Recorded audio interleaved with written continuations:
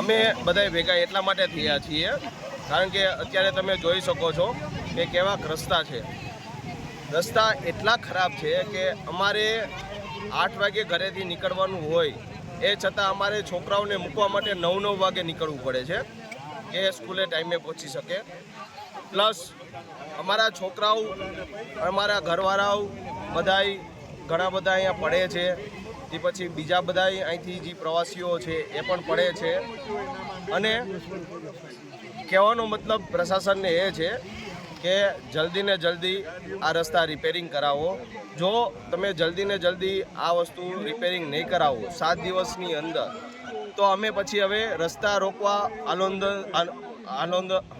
આંદોલન કરવાની ફરજ પડશે અમને. જેથી કરીને નમ્ર વિનંતી છે અમારી કે તમે જલ્દી ને જલ્દી રસ્તા રિપેરિંગ કરાવો અને રિપેરિંગ એવી રીતના કરાવજો કે જેથી કરીને પાછું અમારે તમને કહેવું ના પડે. જેથી કરીને હમણાં થોડાક ટાઈમ પહેલાં કીધું હતું તો એક જેસીબી આવ્યું, અડધો કલાક ખાલી રહ્યું, અડધો કલાકમાં રહી અને વહી ગયું અને હતું એના કરતાં પણ બહુ ખરાબ કર્યું. સામે તમે જોઈ શકો છો કીચડ એકદમ કરી નાખ્યું છે, જ્યાં બાઇક જાય તો સીધું સ્લીપ જ ખાય. એટલે જેથી કરીને પ્રશાસનને એવી નિવેદન છે કે તમે જલ્દી ને જલ્દી રસ્તા રિપેરિંગ કરાવો.